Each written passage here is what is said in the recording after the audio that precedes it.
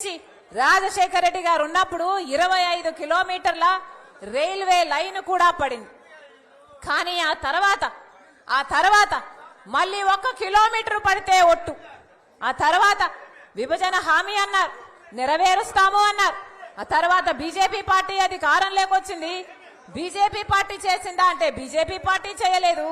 చంద్రబాబు గారు బీజేపీతో దోస్తి పెట్టుకున్నాడు, పోనీ ఆయన చేశాడా అంటే ఆయన చేయలేదు. ఆఖరికి జగనన్న గారు చేస్తాడా అనుకుంటే అసలు మాకు ఈ ప్రాజెక్టే అవసరం లేదు, బెంగళూరు టు కడప అసలు రైల్వే లైనే అవసరం లేదు అని ఈయన లేఖ రాసి ఒక చిన్న రైల్వే లైన్ అడిగాడు. అంటే మరి ఇక్కడ ఈ వ్యవసాయమైనా ఈ కార్గోకైనా మార్కెటింగ్ కైనా ఎంత పనికొచ్చేది ఆ రైల్వే లైన్ అంటే ఒక పెద్ద ప్రాజెక్టును ఇచ్చేసి ఒక చిన్న ప్రాజెక్టును కావాలని అడిగితే ఆ చిన్న ప్రాజెక్టు కూడా అసలు ఇంతవరకు శాంక్షన్ కాలేదు, ఇంతవరకు జరిపించుకుంది లేదు.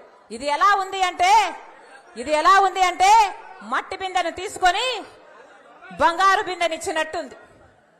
ఇది కాదా చేసింది జగనన్న గారు బీజేపీతో దోస్తీ పెట్టుకున్నారు.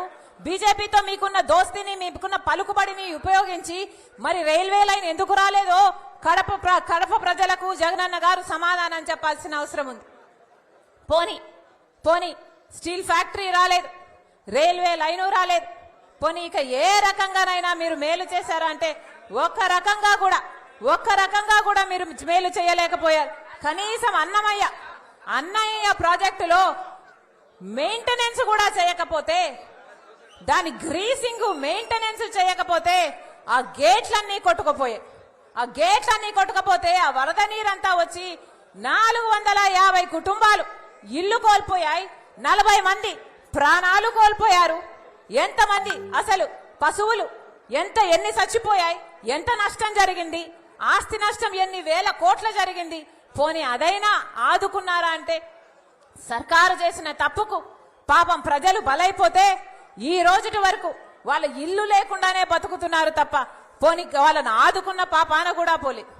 మరి జగనన్నకు కడప జిల్లా పట్ల ప్రేమ ఉంది అని ఎలా నమ్మడు, ఎలా విశ్వసించడం, ఎలా నిరూపించుకుంటారు? మీరు బీజేపీతో మీరు దోస్తీ పెట్టుకున్నారు, బీజేపీకి మీరు చట్టా పట్టాలు వేసుకుని తిరుగుతున్నారు, బీజేపీకి మీరు బానిసలై ప్రతి దాంట్లోనూ వాళ్లకు సపోర్ట్ చేస్తున్నారు, వాళ్లకు మద్దతు ఇస్తున్నారు. ఇదేనా రాజశేఖర రెడ్డి గారు చేసిండే పని? ఒకవేళ రాజశేఖర రెడ్డి గారే బ్రతికుంటే బీజేపీకి మద్దతు ఇచ్చునా? రాజశేఖర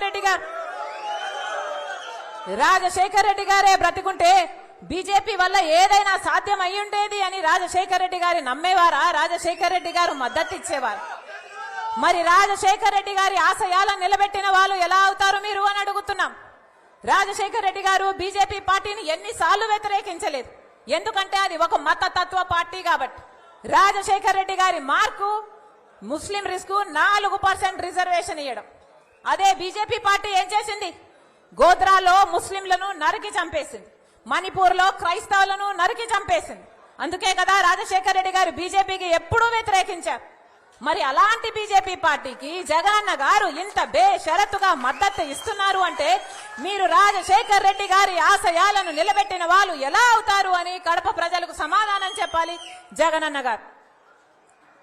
అసలు ఈరోజు ఒక్క విషయంలోనైనా మనకు బీజేపీ మనకు సహాయం చేస్తున్నా, మన రాష్ట్రానికి ఒక మేలు చేస్తున్నా, మీకు మద్దతు ఇచ్చినా ఒక అర్థం ఉండే. కానీ బీజేపీ పార్టీ మనకు ప్రత్యేక హోదా ఇవ్వలేదు, అయినా జగనన్న గారు టీడీపీ మద్దతు ఇస్తున్నాయి. బీజేపీ పార్టీ మనకు పోలవరం ప్రాజెక్టు కట్టలేదు, అయినా అటు జగనన్న గారు టీడీపీ మద్దతు ఇస్తున్నాయి.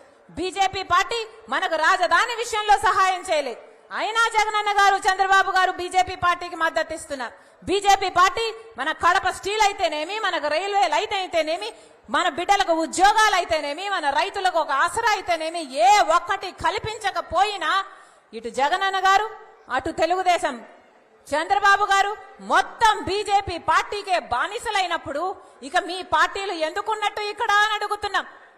మన రాష్ట్రంలో కనీసం ఒక్క ఎమ్మెల్యేని గెలవలేదు బీజేపీ పార్టీ, మన రాష్ట్రంలో ఒక్క ఎంపీని కూడా గెలవలేదు బీజేపీ పార్టీ. ఒక ఎంపీని గెలవకుండా, ఒక ఎమ్మెల్యేని గెలవకుండానే బీజేపీ పార్టీ వశమైపోయింది ఆంధ్రప్రదేశ్, బీజేపీ పార్టీ కైవశమైపోయింది ఆంధ్రప్రదేశ్. ఎందుకంటే ఇటు పాలక పక్షం జగనన్న గారు, అటు ప్రతిపక్షం టీడీపీ చంద్రబాబు గారు మొత్తం ఇద్దరు బీజేపీకి బానిసలయ్యారు. ఆంధ్ర రాష్ట్ర ప్రజలను బానిసలు